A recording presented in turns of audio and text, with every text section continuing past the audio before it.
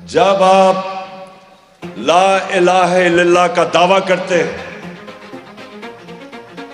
کہ میں اللہ تیرے سوا کسی کے سامنے نہیں جھکوں گا، دراصل آپ اپنی آزادی کا اعلان کرتے کہ میں آزاد انسان ہوں۔ جب آپ اللہ کو مانتے ہیں اور صرف ایک خدا کو مانتے ہیں، آپ ساتھ یہ بھی اپنی آزادی کا دعویٰ کرتے ہیں۔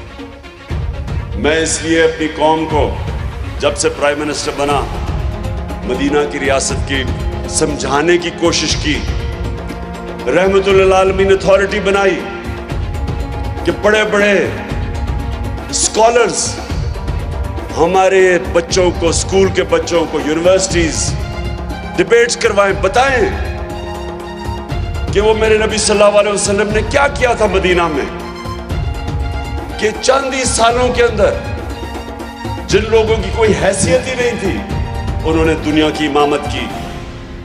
یہ انسانی تاریخ کا حصہ ہے کہ 10 سال میں انسان تبدیل ہوئے، 622 سے 632۔ جب میرے نبی اس دنیا سے گئے 10 سالوں کے اندر وہ لوگ جو 2 سپر پاورز کے بیچ میں حیثیت ہی نہیں تھی ان کی، 10 سالوں کے اندر وہ تبدیل ہوئے۔ وہ انقلاب فکری انقلاب تھا۔ جنگوں کے اندر تو صرف 1200-1300 سارے لوگ 10 سال میں مرے تھے، دونوں طرف ٹوٹل لوگ 1200-1300 ان جنگوں کے اندر مرے تھے، لیکن ذہنوں کے اندر انقلاب آیا تھا اور وہ شروع ہوا تھا لا الہ الا اللہ کے دعوے سے۔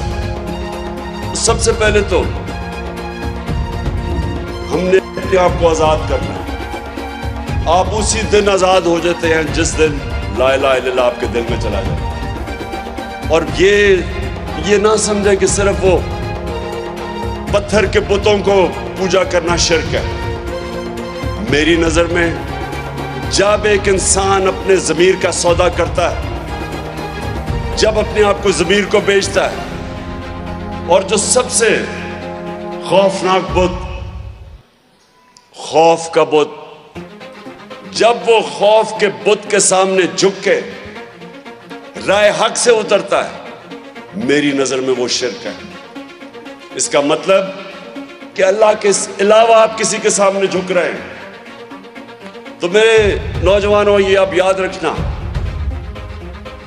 کہ میرے سے بہت زیادہ صلاحیتیں لوگوں میں تھی، ٹیلنٹ زیادہ تھا، لیکن میرے میں ایک چیز تھی جو میں بچپن سے، میرے ماں باپ نے مجھے جو ذہن میں چیز ڈالی کہ تم خوش قسمت ہو کہ ایک آزاد ملک میں پیدا ہوئے، کیونکہ وہ غلام ہندوستان میں پیدا ہوئے تھے، اور وہ میرے ذہن سے کبھی بات نہیں گئی، اور میں نے تب ہی فیصلہ کیا کہ انشاءاللہ جب بھی اللہ نے مجھے پاور دینی تھی، میں نے اپنے لوگوں کو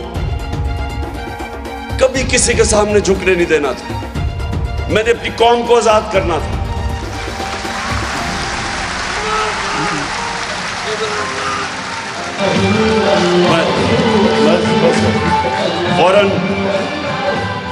فورن پالیسی، سب سے پہلے فورن پالیسی کی آزادی۔ ایک منٹ،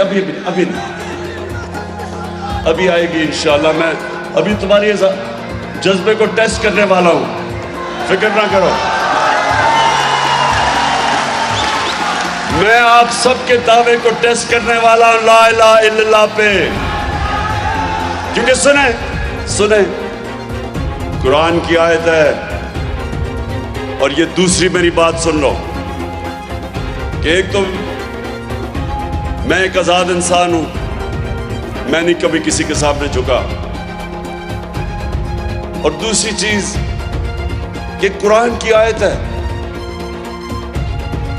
کہ جب ایک انسان ایمان لے آتا ہے، اللہ اس کے خوف دور کر دیتا ہے، خوف کے بت کو توڑ دیتا ہے، اور وہ کبھی کسی انسان نے، میری زندگی میں 70 سال کا ہونے والا ہوں، آج تک میں کسی بڑے انسان کو یا اس انسان کو جس نے کوئی بڑا کام کیا. میں کبھی اس انسان کو نہیں ملا جس نے اپنے خوف کے اوپر قابو نہ پایا ہو.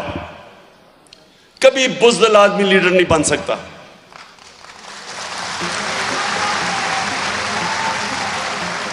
کبھی 20 سال میں نے انٹرنیشنل کرکٹ کھیلی, کبھی ایک بزدل بیٹسمین بڑا بیٹسمین نہیں بنا. کبھی ایک بزدل بولر, یعنی جو مار کھانے سے ڈرتا تھا, ہارنے سے ڈرتا تھا, وہ کبھی اوپر نہیں گیا. میں کبھی کوئی بڑے بزنس مین کو نہیں ملا جو نقصان سے ڈرتا تھا. میں آج تک جو بھی لوگ اوپر گئے, انہوں نے کہیں نہ کہیں جا کے اپنے خوف کے اوپر قابو پایا. اور اس لیے اللہ نے قرآن میں انسان کو آزاد کرنے کے لیے 3 جو انسان کے سب سے بڑے خوف ہیں, مرنے کا, ذلیل ہونے کا اور رزق جانے کا, یہ 3 بڑے خوف ہیں. یہ تینوں انسان کو غلام بنا دیتے ہیں.